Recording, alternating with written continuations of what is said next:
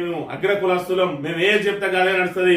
ఒక బీసీని రౌడీగా మరి గతంలో చెప్తారు, మరి ఇక్కడ పురాణాలలో ఎవరైతే రాక్షసులు ఉన్నారో మరి ఈ రోజు బీసీలను రౌడీలుగా చిత్రీకరిస్తున్నారు.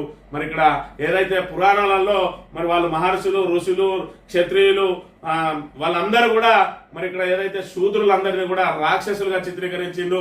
ఈ రోజు ఈ ప్రజాస్వామ్యంలో బీసీలను రౌడీలుగా చిత్రీకరిస్తున్నారు.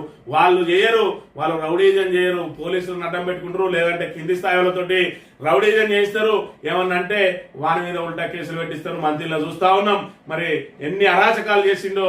మరి ఇనుమల సత్యనారాయణ మరి వీళ్ళే మొన్న 4 కేసులు 5 కేసులు పెట్టించిండ్రు, తొక్కిర్రు, తీసి బయట పడేసిరు. మళ్ళా అవసరం ఉన్న రోజు లేపుతారు, తీసుకొస్తారు, మళ్ళా పుట్టమది మీద ఎగేస్తారు. ఇగో ఇది అంటే బీసీలను మరి ఆయన దగ్గర ఉన్న ఒక మాజీ ఉప సర్పంచ్ మరి ఆయనకు సంబంధించి జిల్లా అధికార ప్రతినిధి మరి ఇక్కడ మొన్న ఎలక్షన్ ఇన్ఛార్జ్ ఆయన అన్ని అరాచకాలు చేస్తే దానికి శ్రీధర్ బాబు బాధ్యత వహించాలి కదా. శ్రీధర్ బాబుకు బాధ్యత లేదట, ఆయన కాంగ్రెస్ తోనే సంబంధం లేదట.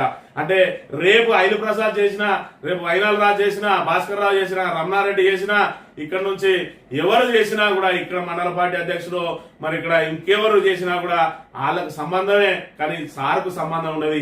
ఇది మంత్రిలో జరిగే విశ్వరూపం, నిజస్వరూపం. ప్రజలారా గమనించండి.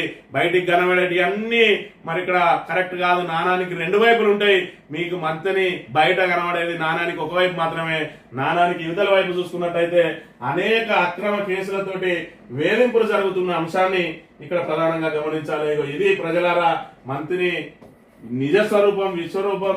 ఈయన చీకటి పాలన, నియంత పాలన ఏ విధంగా సాగుతున్నదో, చీకటి రాజ్యం మళ్ళీ ఏ విధంగా కొనసాగుతున్నదో, అన్నదమ్ములు కలిసి అక్రమ కేసులు, వందలాది కేసులు ఏ విధంగా పెట్టిస్తున్నారో, ఒకటే రోజు ఒకటే అంశం మీద మరి 10 పోలీస్ స్టేషన్లలో కేసులు నమోదైనాయి అని అంటే మరి ఎంత ప్రజాస్వామ్యం పరిడవిల్లుతా ఉన్నది మంత్రిలో అనే విషయాన్ని మీరే గమనించాలి.